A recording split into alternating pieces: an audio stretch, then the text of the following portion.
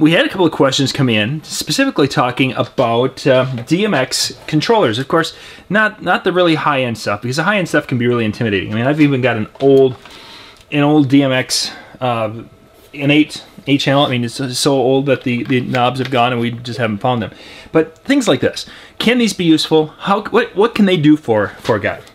So what I wanted to show you is actually what I did this past weekend. Now, this past weekend I got the chance to play with the ADJ Event Bar, the Q4. And if you've checked out the Event Bar, it's 4 moving heads that pan and tilt and turn and all these different things. It has RGB, and then I think it is white, I believe. Slow down. Yeah, white. White's our 4th one.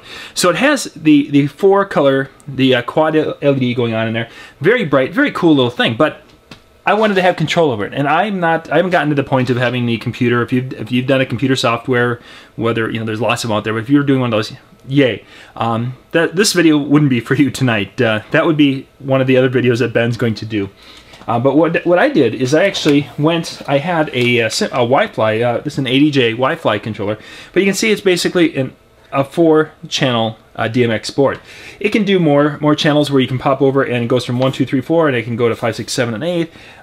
So it can control more than just 4 channels, but really you're only having access to 4 different channels at the same time.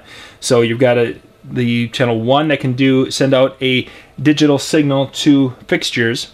This would be if channel 1 coincides in this particular case to the event bar. It's using channel 1 and channel 2. I've set that up as a 2-channel fixture.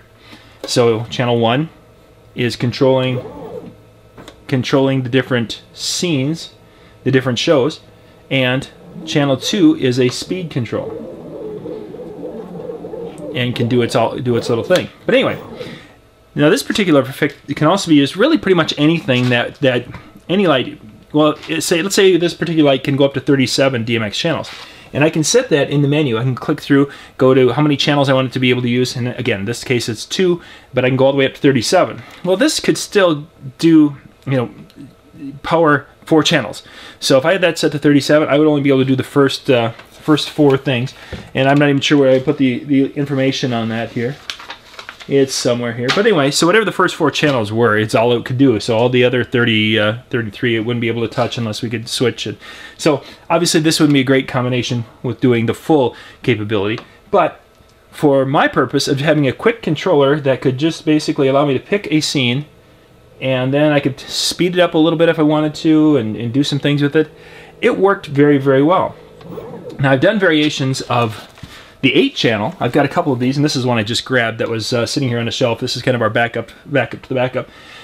Where I've had, in this particular case, say I'd put the event bar in 2 channels, and then I would have maybe some LED floods that would maybe take 2 channels with changing color and speed. That happens. Maybe one of my fixtures is like a spotlight that's only 1. So then I can put the spotlight, and I can go through, and as long as I'm setting my address right, so in this particular case, yeah, this would take 2.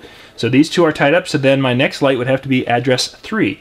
And it took 2, so then it takes those 2.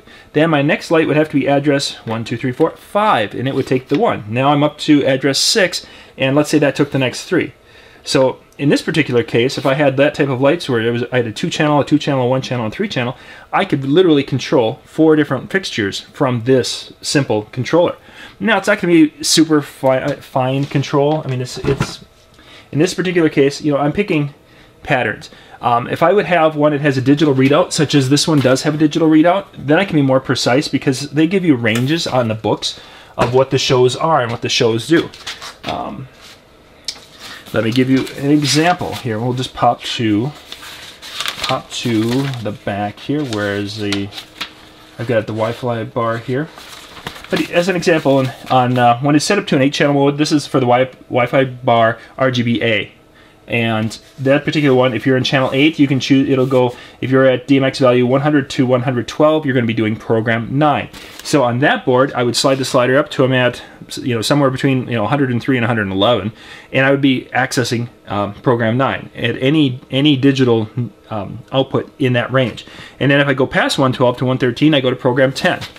That's pretty much how they work. So In this particular case, I don't have a digital readout, so I'm kind of, you know, it's kind of just working my way through it and finding a spot. And truthfully, if I were going to use this with that all the time, I would probably go and take some liquid paper and put a little dot at a couple of them I really like. But, you know, for the quick and easy, this guy worked. Now, of course, because this is the Wi-Fi controller, it can do some wireless things so that if I'm not doing this, I can use this to control some wireless lights and be able to do a similar functionality. I can use it to control basically any quad LED light, an RGB, A, or W. It really wouldn't matter. I can control them and make them chase and do some things. But for now, we're not talking about that side of it. Just something that's fairly inexpensive and can control that. Now, I don't know if you can see it, but behind I have a sweeper beam. This is the ADJ Sweeper Beam LED. Now, this isn't the quad version. They have a quad version, and then, of course, the sweeper beam itself. It's the white one. Now, my preference, I like the white one, actually. And what's neat about it is it can be set to a single channel. It can do multiple channels, DMX channels, but it can go to a single one. So now, my little 4, I've got that's doing, and then I can go to the back, and channel 3 on my board is set to run the sweeper beam. You can see the sweeper beams, it's sound active, but I can switch the different programs it's doing while it's sound active back there. And I have, in essence, complete or fairly complete control to turn them on and turn them off from such a simple little controller. So if you're just getting into DMX, the thing I would look for when you're going and checking out lights is to go, you know, find out how many DMX channels they can handle. Then they can range anywhere from 1 up to, you know, some of those, you know, like this guy's 37. It can be a lot, but you want to find some that, you know, can be some of the lower numbers, and then you also need to find some that have programs, some built-in shows. Now that you may have to go to the manuals to find, you know, because they'll print the manuals or have the PDFs of the manuals on the light fixtures. It could be a cool light that doesn't have any shows built in, which isn't a deal breaker, but then you for surely have to go and do some programming with some software. Now, if you're into the software side of it and you're good with that, that's the way to go. To get full capability and to really create the coolest light shows, you go software and you create that. I mean, you can do it with the boards and save scenes, you know, with even the old guy here, but oh, it's a lot of work, So if you want to, you know, to get the most out of your lights, you go that way. If you want to get some cool lights that you can basically control a little bit and do some fun things with, you can go, you know, find like the Event Bar. It has built-in shows. I can go to a 2-channel mode. I can access the different shows. I can adjust the speed, which of course for myself is huge. I love the ability to access speed. So for slow dances, I can have the dots just kind of slowly going around the room. If I want to excite the, you know, go a little bit, oops, there we go. If I want to go a little bit more, you know, I can, whatever. I like that capability a lot. And of course, I'm not a huge one that has to have all my lights doing their, you know, all red at the same time and all sweeping at the same time. They can be a little variety. You know, I would, in my particular case, the event bars, yeah, having 2 of them and having them synced together, but controlled with the controller like this, I'm good with that.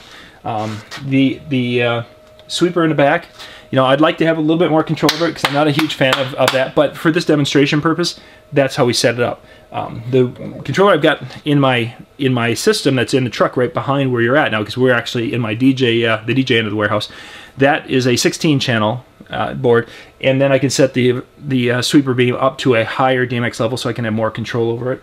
And that's, if you watch one of our videos we did a few weeks ago, we talked about that. It should be on there somewhere. I think that Jeremy Lambie and I did that. We had it set up, I think, to a 6-channel, if I'm not mistaken, and it worked very well. So yeah, that's it. So the DMX world, you know, some of the simple ones can do quite a bit. Again, that's a lot on your lights and what you know, what their capability is. We've had some moving heads into the office here that didn't have any shows built into it. So literally, it was hook them up, and it was like light to the right, light to the left, light up, light down, bright, dim. And that was it. So in order to really run the light for a show without programming, it would have been like back and forth all night long, and it would have been a flashback to my early DJ days when we had this old box that had literally light switches on, the kind of wall light switches that you have, you know, that type of switches. We had 8 switches, and it was flood on, flood off, flood on, flood off, that kind of a thing all night long. It had flashbacks to that, and that wouldn't be cool. So that's some simple DMX stuff.